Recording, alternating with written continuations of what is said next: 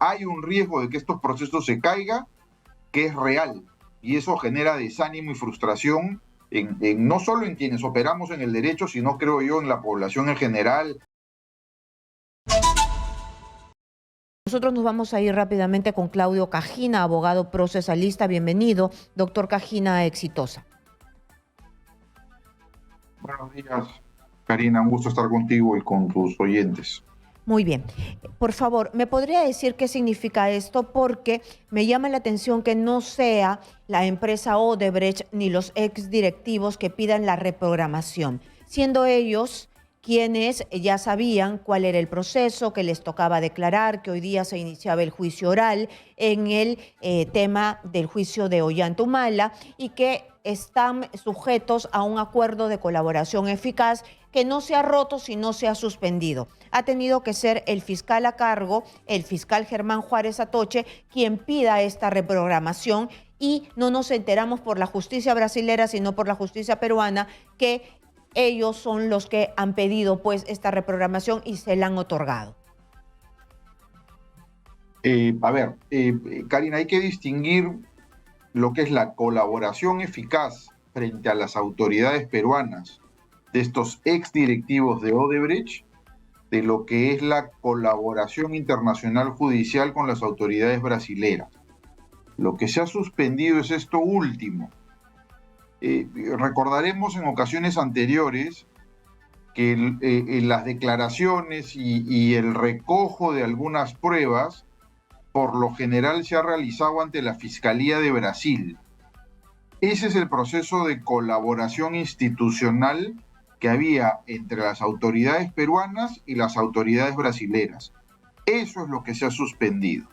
No es la primera vez que se suspende, dicho sea de paso. En el 2018 tuvimos una situación similar porque se alegaban algunas violaciones del lado de las autoridades peruanas respecto de los acuerdos que se había llegado con Odebrecht. Las colaboraciones eficaces de estos personajes o de estos exdirectivos de Odebrecht siguen vigentes.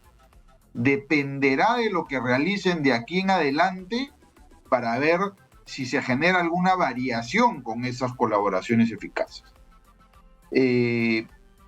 Lo que ha pasado a partir de la suspensión de la colaboración judicial con las autoridades brasileras es que esas facilidades que prestaban estas autoridades extranjeras para que los directivos o exdirectivos de Odebrecht declarasen no existe por el momento y por lo tanto no era posible tomar esas declaraciones.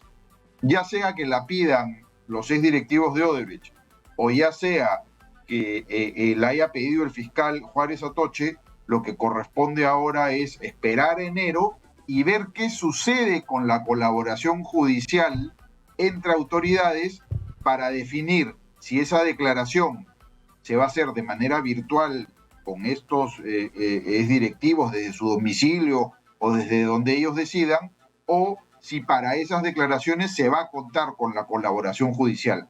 Digamos que hay mes y días, o quizás 2 meses, como para que se defina qué va a pasar con la colaboración judicial y en función a eso ver de qué manera se van a llevar a cabo estas declaraciones. Muy bien, pero estas declaraciones ya valen, es decir, si es que se presentan en un juicio ya pueden ser tomadas en cuenta. Entiendo que en un juicio lo que se hace es que tengan el derecho a la defensa los que van a ser acusados, pero ya la declaración está oleada y sacramentada. Exitosa. Las declaraciones que se han prestado a nivel de la investigación tienen valor probatorio. Lo que pasa es que una declaración prestada a nivel de investigación no ratificada en juicio termina siendo una declaración pasible de ser cuestionada por las defensas de los investigados.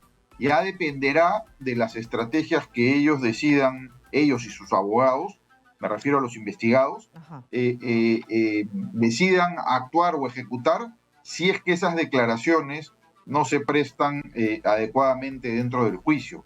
Por su parte, la Fiscalía deberá hacer los apremios correspondientes contra aquellos que se nieguen a declarar, si es que ese fuese el caso, ¿no? Este va a ser un juego de estrategias, Karina, y hay que ver un poco cómo plantea cada parte estas estrategias para definir qué es lo que va a poder pasar en este juicio.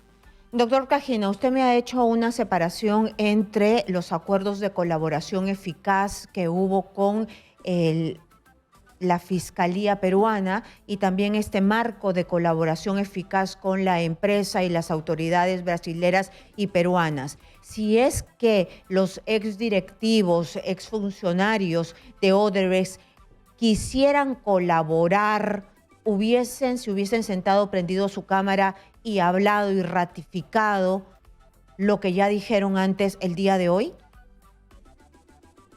En principio sí, pero ocurre que atrás de todo esto, digamos, atrás de todo el marco formal de acuerdos y acuerdos de colaboración, me refiero, hay acuerdos suscritos entre las partes que de alguna manera fijan o determinan qué puede y qué no puede hacer la justicia peruana. El acuerdo de colaboración con Odebrecht y las autoridades brasileras permitía a las autoridades peruanas acceder a una serie de material probatorio para poder iniciar y perseguir y eventualmente condenar a funcionarios peruanos por los actos de corrupción que habrían cometido en contubernio con estos exfuncionarios o funcionarios de la empresa Odebrecht, bajo la condición de que no se usaran en contra de los mismos funcionarios de Odebrecht. Es decir, en un esquema de corrupción podíamos usar las pruebas que la justicia brasilera tenía para condenar a funcionarios públicos, pero no a los empresarios que habían formado parte de esta red de corrupción. Al parecer, Odebrecht ha denunciado que las autoridades peruanas habrían violado este acuerdo y habrían utilizado alguna de estas pruebas en perjuicio del mismo Odebrecht. Entonces, sí, pueden colaborar, pero un esquema donde se están acusando de violaciones de estos acuerdos, yo veo difícil que eso se pueda seguir adelante. Reitero, este es un juego de estrategias, va a depender de lo que cada parte evalúe en cuanto a los riesgos que asumen, sobre todo los exfuncionarios de Odebrecht, de colaborar o no, porque no olvidemos que además tienen un acuerdo de colaboración eficaz en el Perú, que si se incumple y no se ratifican lo que ellos han señalado, pudieran generar actos de persecución de las autoridades peruanas en contra de esos funcionarios. Claro, es decir, se cae el acuerdo de colaboración eficaz para estos funcionarios como Barata y Marcelo Odebrecht, y la justicia peruana puede activar una serie de requerimientos de captura internacional y lo que puede hacer la justicia. Lo que usted me dice... La gran dificultad ahí, Karina, va a ser con qué pruebas. ¿Con qué pruebas? No olvidemos que todas las pruebas que de alguna manera forman el acervo documentario de la Fiscalía que sirve de base para sus tesis acusatorias son las que se han obtenido a través del acuerdo de colaboración judicial. Entonces, es una situación muy compleja, muy delicada, que hay que tratarla con pinzas, ¿no? No las pueden utilizar, es decir, en todos estos 6 años, para armar el rompecabezas, no han podido no habrían podido encontrar colaboradores peruanos, pruebas dentro de las mismas empresas que tiene que ver, porque acuérdese que tenía que haber un contubernio con los funcionarios que estaban en diferentes estamentos del Estado, ¿no? Con Provías, con el MTC, con todo el aparato estatal que les daba diferentes facilidades hasta llegar a la presidencia de la República. Eso nos los tiene que contestar el equipo especial. Ellos son los mejores personajes que pueden indicarnos qué tantas pruebas tienen y qué les conviene más. Retroceder en el frente de la colaboración judicial con las autoridades brasileras para proseguir los procesos contra las ex autoridades peruanas, ex funcionarios peruanos, o tirar por la borda toda esa colaboración y todo ese acervo documentario reunido porque por otro lado han logrado conseguir otro tipo de pruebas.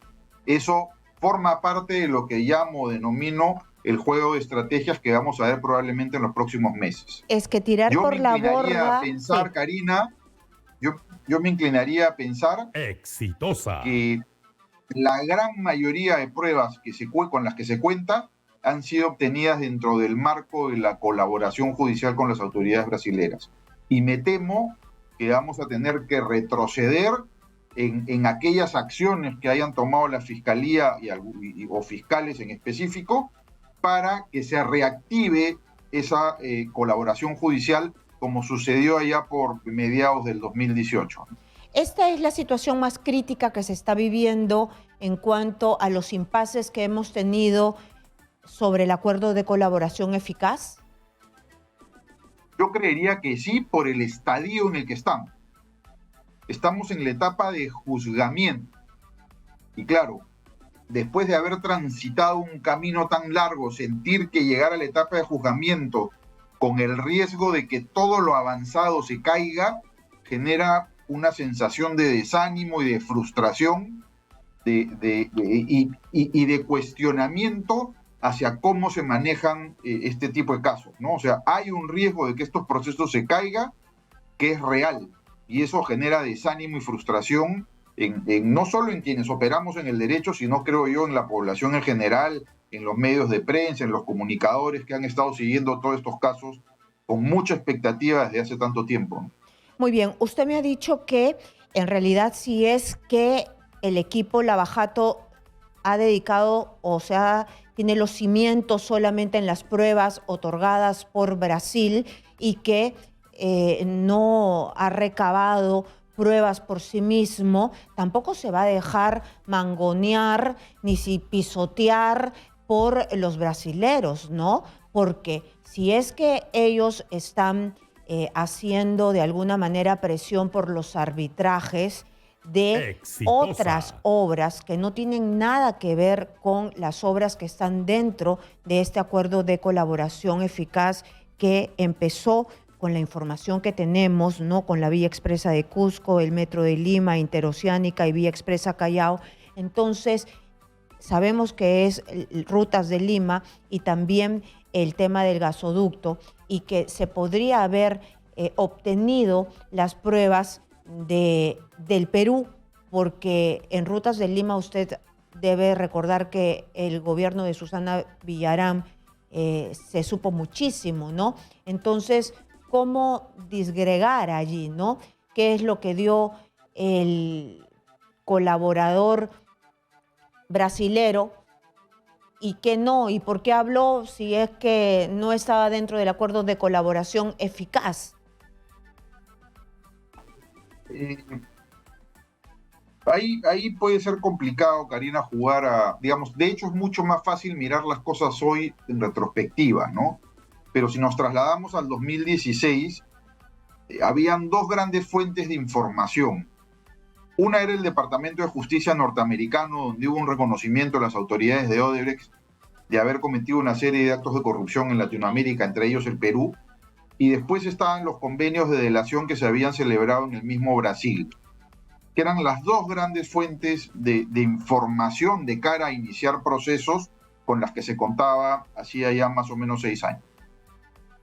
Quizás en ese momento se consideró apropiado suscribir el convenio en los términos que se suscribió, quizás no confiando en las capacidades de las autoridades y también quizás un poco viendo en retrospectiva lo que había pasado con otros casos de corrupción en el Perú de gobiernos anteriores.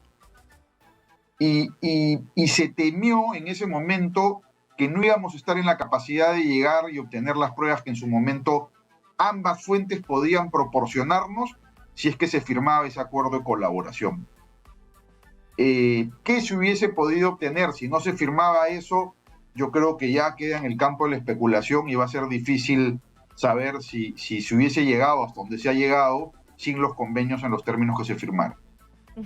Muy bien. Yo no sé si usted me puede hablar o no de Rutas de Lima. Preferiría no hacerlo porque tengo un conflicto de intereses ahí. Muy bien, pero en el caso de los arbitrajes, en el caso de gasoducto, es decir, se pueden conseguir elementos, pruebas, elementos de convicción desde fuera, ¿no? Es decir, no forman parte de la carpeta o del acuerdo de colaboración eficaz, y no forma parte cómo los brasileros abrieron la boca. ¿Cómo? O sea, ¿cómo se utilizan esas cosas si hubo muchísima información de parte de los peruanos? En el tema de Susana Villarán, yo lo recuerdo muy bien porque lo investigué. En el caso de gasoducto hubo una fila de funcionarios peruanos hablando. Sí, de hecho debe haber material probatorio conseguido u obtenido en el marco de las propias colaboraciones eficaces suscritas con exdirectivos en el Perú.